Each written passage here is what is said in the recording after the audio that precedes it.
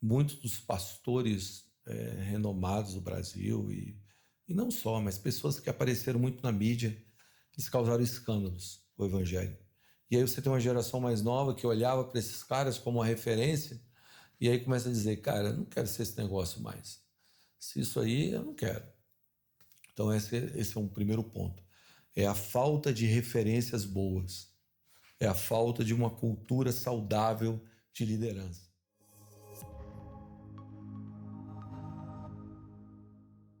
Seja bem-vindo, família, ao nosso Family Cast e hoje, convidado especial aqui, estou muito feliz, na primeira conferência United da Rede da Juventude para a nossa comunidade Family Church.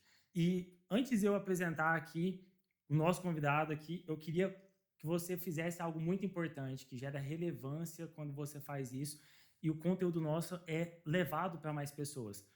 Já segue o nosso canal, compartilha, já envia para 10 pessoas aí, que isso vai fazer diferença na vida de outras pessoas na sociedade. Semeie o reino de Deus também compartilhando esse vídeo com outras pessoas. E nós estamos aqui com o nosso pastor Gustavo Paiva, da Igreja IR, e nada melhor que eu passar para o próprio pastor Gustavo Paiva se apresentar para nós aqui, nós conhecermos um pouquinho mais daquilo que o senhor é e tem vivido. Prazer, Lucas, estar aqui com vocês. Prazer, Family Church e todo mundo que vai acompanhar esse podcast. Eu já fui apresentado, né? Gustavo Paiva, sou pastor da Igreja Internacional da Reconciliação, IR Brasil, em Brasília. Nossa igreja fica ali entre o Congresso Nacional e a Casa do Presidente. O presidente vai para a casa dele e passa em frente ao prédio da nossa igreja. Também lidero uma organização há quase 2 décadas chamada Nova Geração, que tem como objetivo levantar, treinar e equipar líderes adultos para a sociedade. Então, além da igreja, a gente está fazendo esse movimento nesses últimos anos aí, acreditando numa geração de líderes avivalistas e reformadores que vão se posicionar para essa transformação que o Brasil precisa e as nações também. Amém, pastor. Obrigado, primeiramente, por fazer parte da nossa história, da nossa geração, da minha história. Recebi e fui abençoado por várias palavras do Senhor, tanto no YouTube também quanto na IR. Já tive a oportunidade de ir lá algumas vezes, conhecer uma turma maravilhosa lá que recebe tão bem a gente lá. Pastor, a gente quer compartilhar algo referente à comunidade jovem, para essa geração, para aquilo que a gente está vivendo, para o contexto que nós estamos vivendo no nível Brasil.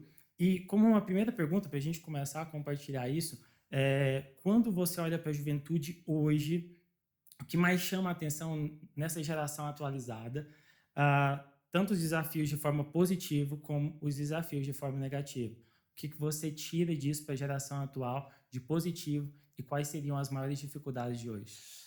Cara, acho que as gerações mudam muito rápido, né?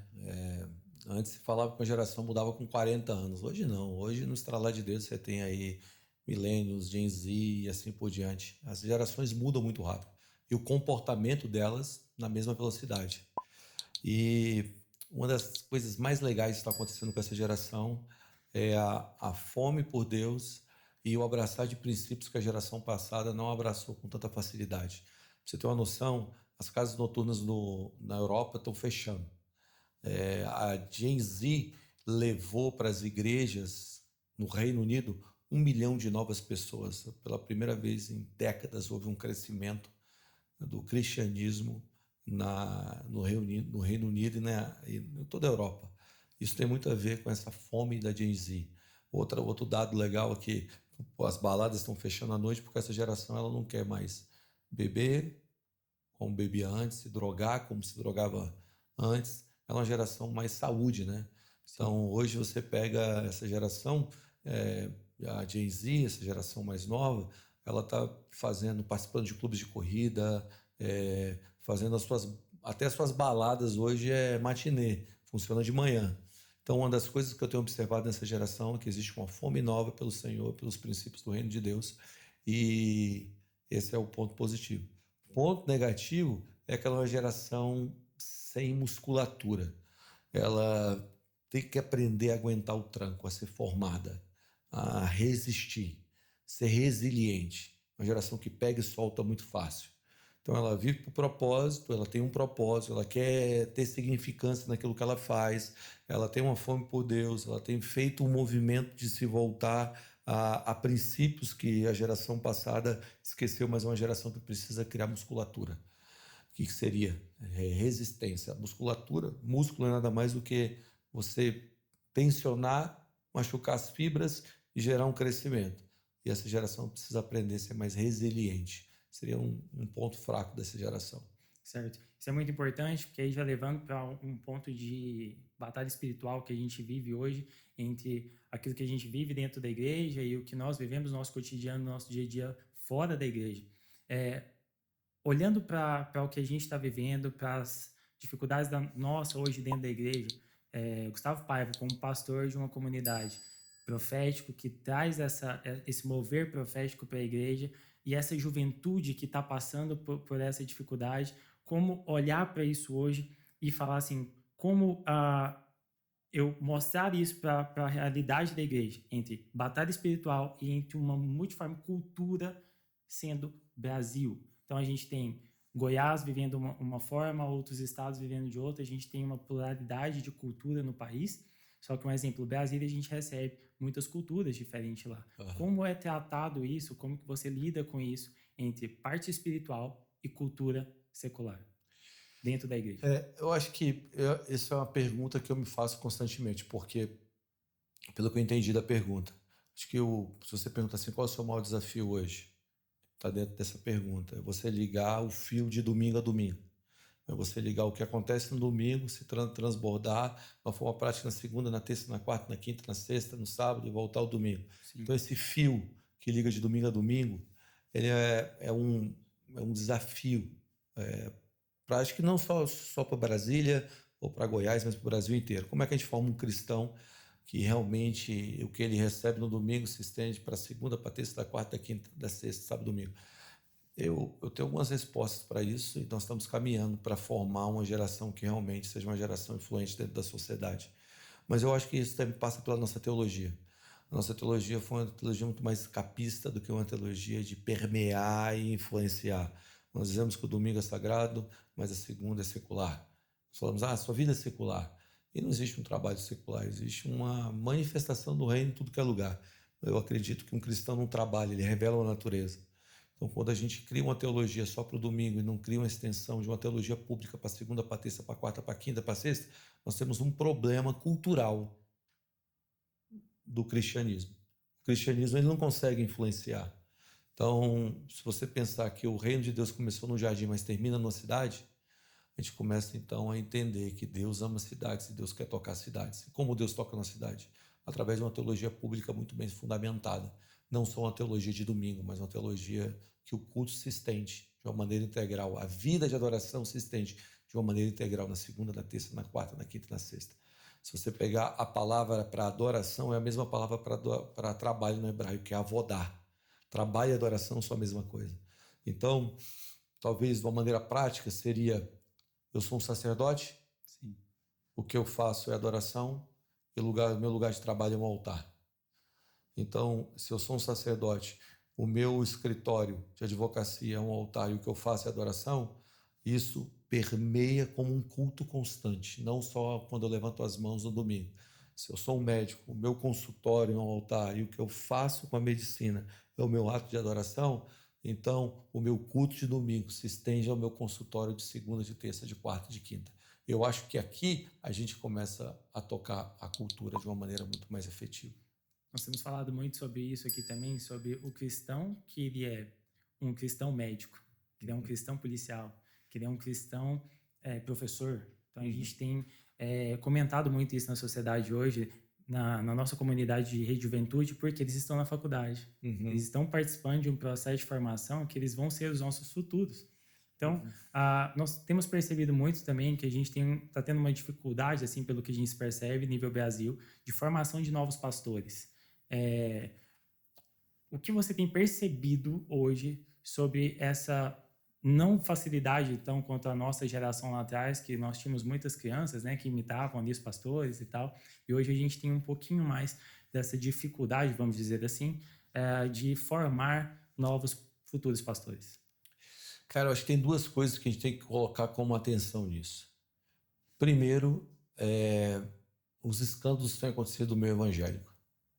muitos dos pastores renomados do Brasil, e não só, mas pessoas que apareceram muito na mídia, que causaram escândalos com o evangelho. E aí você tem uma geração mais nova que olhava para esses caras como uma referência, e aí começa a dizer, cara, eu não quero ser esse negócio mais. Se isso aí, eu não quero.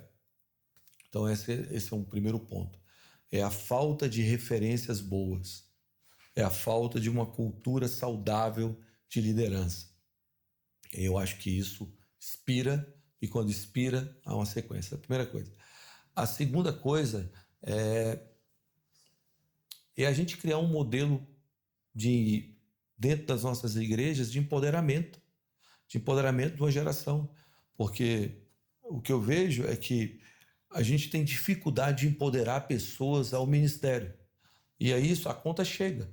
A gente tem muito líder centralizador, então muito líder controlador, e isso gera um afastamento da vida ministerial. E esses líderes controladores, eles têm uma característica. Quando você delega tarefa, você cria seguidores. Quando você delega autoridade, você cria líderes. Então tem muita gente delegando tarefa e não autoridade. E aí o cara começa a esfriar ou não abraçar uma vida ministerial. E eu colocaria uma terceira coisa, o cara não consegue ver uma perspectiva de vida ministerial mais. Então ele olha para aquilo e fala assim, cara, esse negócio aqui não existe uma perspectiva de eu chegar lá ou crescer dentro de uma instituição. E aí o cara começa a ganhar o caminho dele. Então, existe outros fatores, mas acho que esses 3 fatores contribuem bastante para a nova formação de novos pastores. Os escândalos, o não empoderamento e a não visão de uma construção de vida naquele lugar. Completa ali dentro das instituições. Isso é muito interessante, que leva para a gente pensar numa geração que é muito conectada.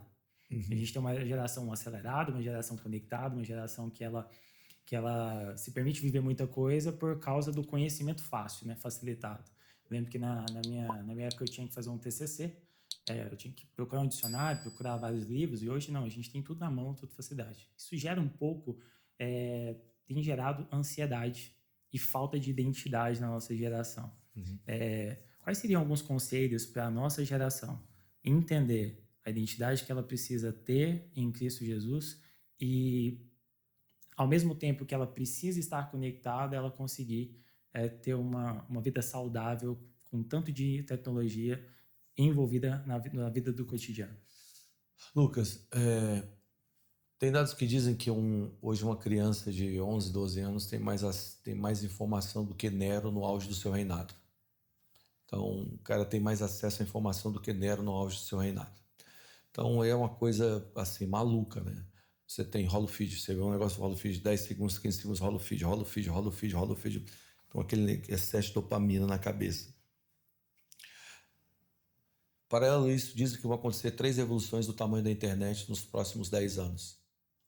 Uma já está acontecendo hoje, que é a IA. Então, é uma coisa que não tem volta. A gente tem essa crescente onda da inteligência artificial. Acho que vai ter muitas barreiras éticas a serem colocadas nos próximos anos, até leis serem feitas, né, para IA. Você tem, por exemplo, um carro autônomo atropela uma pessoa. Quem é responsável por aquele atropelamento? Hoje não tem lei que faz esse negócio. Mas a gente tem uma geração crescendo no meio de tudo isso. Eu vim numa geração que não havia nem internet, né? Eu me lembro a primeira vez que eu acessei a internet na minha vida. Um barulhinho assim, você ligava no cabo conectado lá do telefone. E aí era um negócio extremamente lento. Hoje não. Hoje eu migrei para a internet. Então, nós temos os nativos da internet. Agora, esse negócio não vai parar. Como a gente vai viver no meio disso? Eu tenho algumas sugestões, né? Eu sou pai de 3, né? Então, tela é uma coisa natural para eles. Tela é uma coisa que... Eu acho que a vida da comunidade vai ser muito importante. A humanização. Então, apesar da tela, você vai ter uma vida em comunidade. Por isso eu acho que a igreja vai ter um papel protagonista, porque a igreja consegue criar uma comunidade, cara. As igrejas que só participam de evento, aí entra a minha crítica, que eu acho que vai ser o problema do futuro. Se você não cria uma igreja que ela tem um modelo de comunidade forte, só de eventos, eu acho que ela vai sofrer nessa era. Porque a galera vai começar a voltar ao lugar de comunidades. Eu quero ter uma comunidade, eu quero ter um pertencimento. Que aí você bate em Atos capítulo 2, né? Que o Espírito Santo desce, os caras falam novas línguas, e aí o resultado da descida do Espírito Santo é uma formação de uma comunidade que tinham tudo em comum, perseveravam na doutrina dos apóstolos, na comunhão e no partir do pão. Eu acho que esse negócio vai ajudar a gente a vencer esse tempo dessa velocidade de informação. Aquela vida que se encontra, as pessoas se encontrando, seja em grupos pequenos, seja em microcomunidades dentro da igreja. E uma última coisa que eu acredito é que é difícil você desumanizar o homem. Tem um pensador europeu que ele conta uma história sobre isso. Ele fala o seguinte, que é a teoria do porteiro. Ele fala que o porteiro tinha um porteiro de um prédio que ele atendia todo mundo. O pessoal parava o carro, os moradores ele atendia, abria a porta para as pessoas entrarem. Aí chegou a tecnologia, a inteligência artificial, botaram um negocinho lá, uma telinha lá, que o cara olha, se vê, ela comunica, então não precisa mais do porteiro, muito mais barato. Se pediu o porteiro. Passado-se um tempo, X, começou a esvaziar o prédio. As pessoas começaram a mudar para outro prédio. Por que não estão mudando? Aí falou assim, porque vocês demitiram o porteiro. Mas tem uma inteligência artificial aí que faz a mesma coisa que o porteiro faz. Não, o porteiro não abria sua porta. O porteiro era aquele que falava, você está doente? Eu vou lá comprar um remédio para você. Eu levo teus filhos lá na padaria. Então o porteiro não era só o cara que abria a porta, era o cara que realmente trocava a relação. Fazia diferença na vida dele no cotidiano. Então não é só responder uma demanda, é ter uma relação profunda. Então eu acho que isso vai importar muito na próxima estação. As relações humanas elas vão estar muito em pauta. Por isso a igreja precisa bancar a comunidade mais do que um culto só de domingo. Olhando para isso, né, eu entendo muito que a vida relacional das pessoas elas precisam ser valorizadas. O relacionamento, a comunhão, a mesa. Eu acho que ultimamente a gente tem tido nessa questão da identidade muito essa falta de se relacionar à mesa, né?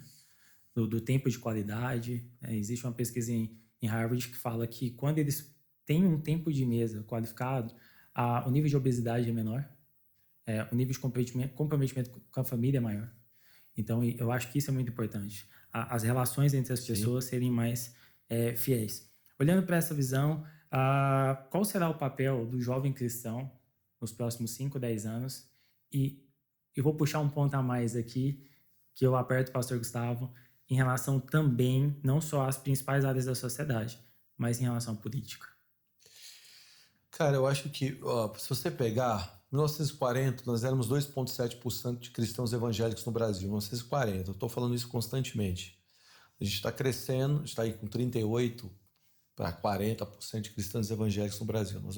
Essa geração que você está dizendo, ela vai ser a geração do turning point, do ponto de virada. Mais cristãos evangélicos do que católicos. Dizem que isso vai acontecer em 15, 16 anos. Um pouquinho mais do que você disse. Você falou 5, talvez uma década a mais. Agora você pensa o seguinte, a geração que a gente cresceu foi uma geração de minoria evangélica no Brasil. Então a gente era meio resistência, né? O Brasil criou a bancada evangélica como um ponto de resistência lá dentro para defender os princípios, brigar pelas leis, segurar aquilo que não era contrário, resistir. Mas quando você torna a maioria, você não é mais uma resistência, você precisa se tornar influência. Então a dinâmica muda entre resistência e influência. A pergunta é como eu influencio, porque cada estação da vida cristã e da caminhada cristã existe um novo nível de comportamento segundo aquele tempo. Exemplo, Israel foi tirado do Egito, viveu comendo maná e água saindo da rocha. Entrou na terra, acabou o maná. Agora secava, acabou a água saindo da rocha. Agora secava, vai aparecer água. Agora você planta e vai comer. O modo operacional mudou. Então, o que eu acho? Eu acho que essa geração que está chegando, acho não, eu tenho certeza, ela vai ter que ter um nível de comprometimento com a excelência, com o conhecimento, maior do que com a resistência. Ela vai ter que realmente ter mais estudo, mais conhecimento, para operar dentro da sociedade como um ponto de influência. Porque o que eu penso, Lucas, que as pessoas vão para as áreas de influência e quer influenciar os lugares apenas por um conhecimento que aprendeu dentro da igreja. E é bom, mas ela precisa ter uma resposta muito mais profunda a uma sociedade que tem indagações muito mais profundas. Então eu não respondo só com a Bíblia para a sociedade, eu respondo com a verdade para uma sociedade que está fundamentada na palavra. Exemplo, William Wilberforce. William Wilberforce foi um homem que lutou contra a escravidão.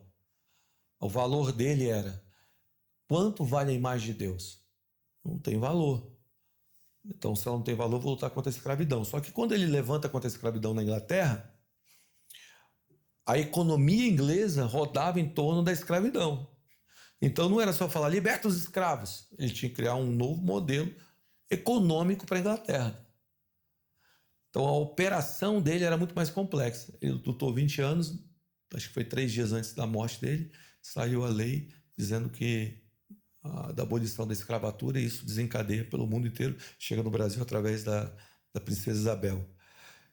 Então, eu acho que a gente vai ter que aprender a lidar com o poder da influência, com o poder do favor, mais do que com a resistência. E aí você entra para o campo político. A gente não quer cristianizar uma nação, a gente não quer um país teocrático. Pelo menos eu acho que a gente não deve, né? Mas a gente quer um país que realmente viva a partir de uma melhoria dos valores. E a nossa visão cristã de mundo, a gente acredita que as melhores leis são leis fundamentadas dentro da palavra, não as leis religiosas. Então, a gente acredita que um modelo de relação interpessoal, entre pessoas, direitos humanos, a melhor maneira de achar isso é dentro da palavra. A gente vai ter que aprender a viver como um povo dentro da política, sem querer cristianizar uma nação, mas influenciar uma nação pelos valores e pelos princípios do reino. Se eu acredito que o melhor modelo de família é o que eu vivo, eu tenho que provar isso de uma maneira real. Certo, top. Pastor, nós temos uma geração de líderes atuais de jovens que guiam essa juventude.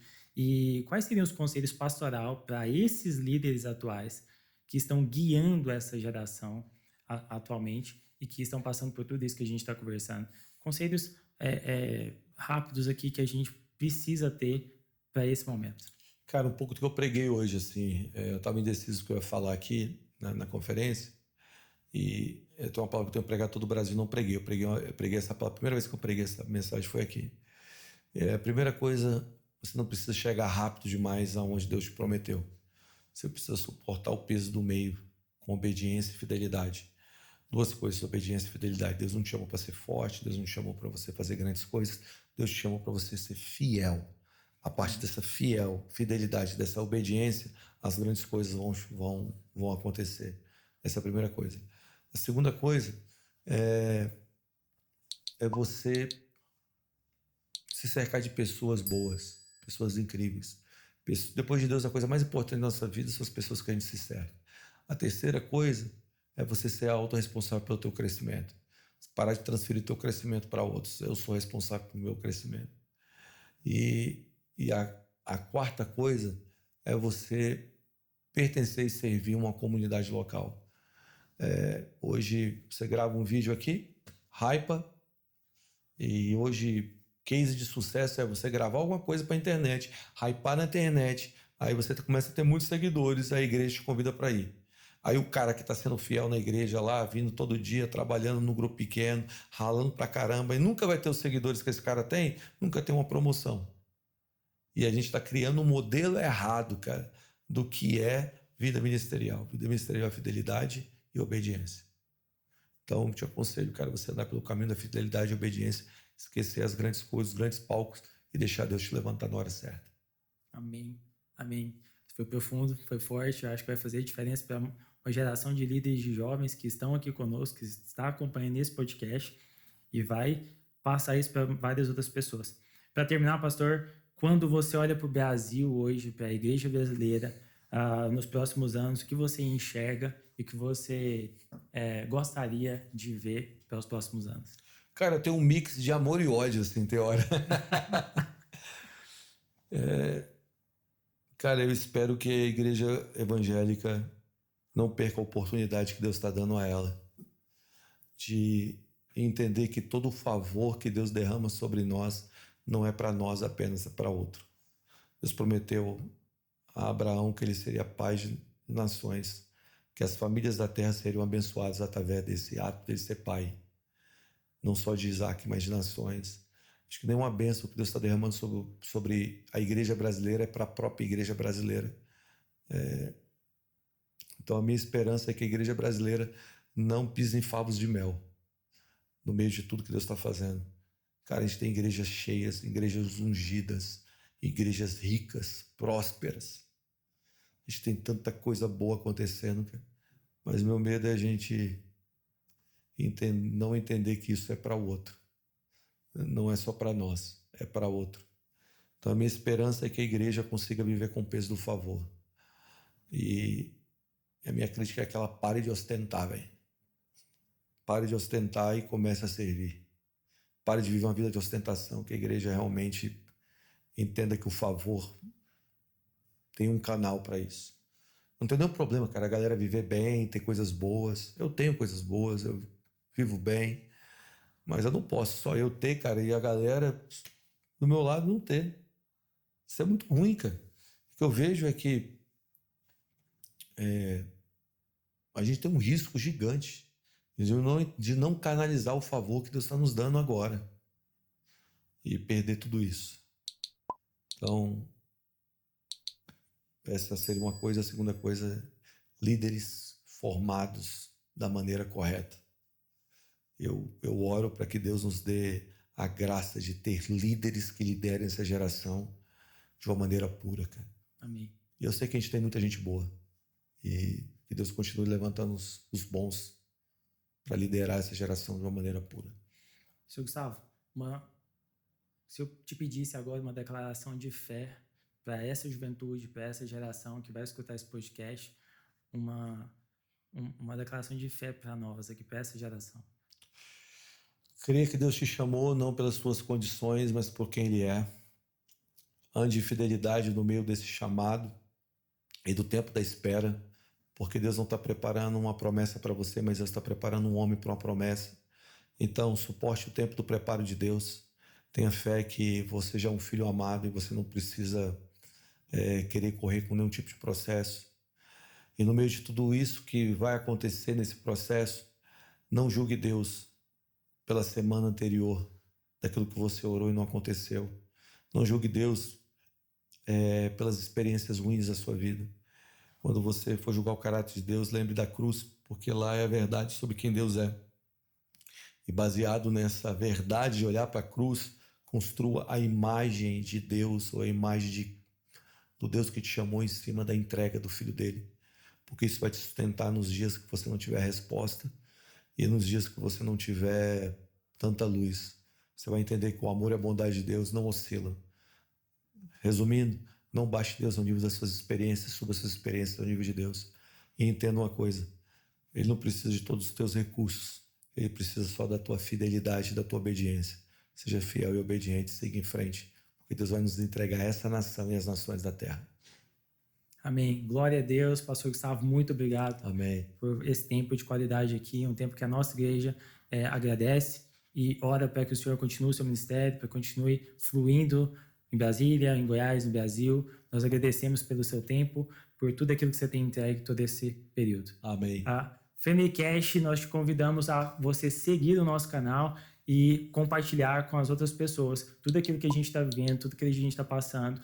Todas as terças nós temos aqui o nosso canal sendo entregue para você e para o Brasil. Então faça parte disso junto com a gente. Nós queremos que você seja alcançado, abençoado juntamente com outras pessoas. Muito obrigado e até a próxima.